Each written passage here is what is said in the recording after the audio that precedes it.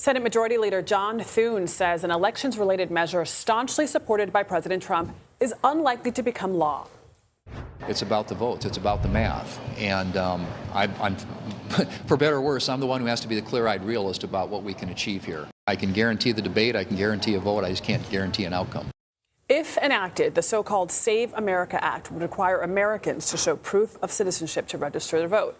It would also implement photo ID requirements for voting itself. President Trump has said he will not sign any other piece of legislation sent to his desk until this measure passes. But importantly, this threat does not apply to a measure that would end the Department of Homeland Security's shutdown. We've been telling you about the TSA delays. That's right.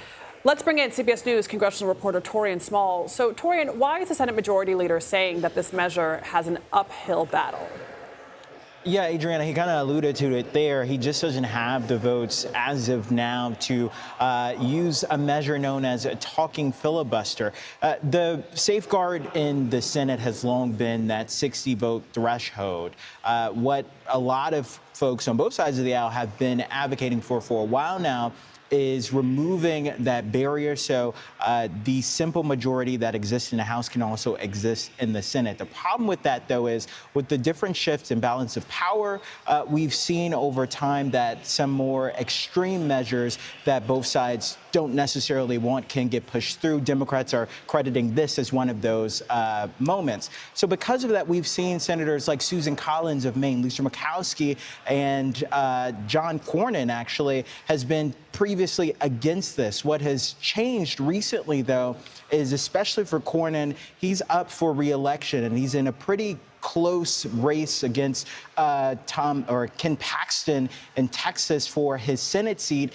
And the weight of Donald Trump's endorsement could tip the scale there. And he just recently put out that he's willing to endorse removing the filibuster or replacing it with the talking filibuster in order to get the SAVE Act across the finish line as a way to court Donald Trump's endorsement. But still, the Leader Thune is looking at his conference and saying, as of now, he doesn't see that happening. So the president said something about the bill earlier this week. I'm going to play a little bit of what he said, and let's talk about it. It'll guarantee the midterms. It'll guarantee the midterms. If you don't get it, big trouble, my opinion. So, I mean, what is he saying is his rationale for this, other than he believes that Democrats cheated in elections, which there is no proof of that?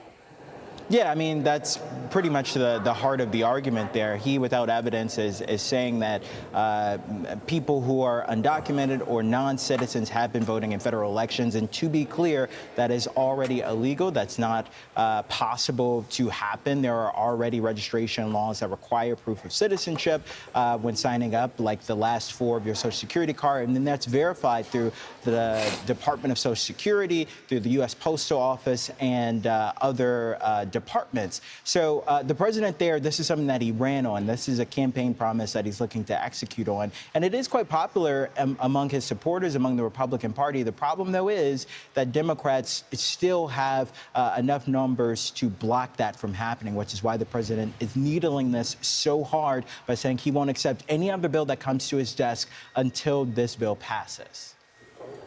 So, Taurean, what's likely to happen next? Do you think the president could be forced to withdraw this, staunch support for this bill?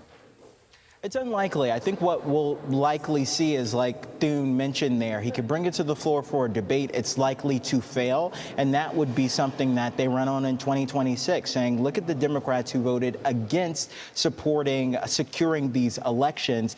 But again, to reiterate, there is no evidence that shows that there is widespread voter fraud, voter registration fraud, and Trump's own attorney general in 2020 said that there was no evidence or proof of widespread voter fraud. It was one of the most secure federal elections there. But again, this is what Trump and Republicans will likely look to run on to for the midterm elections.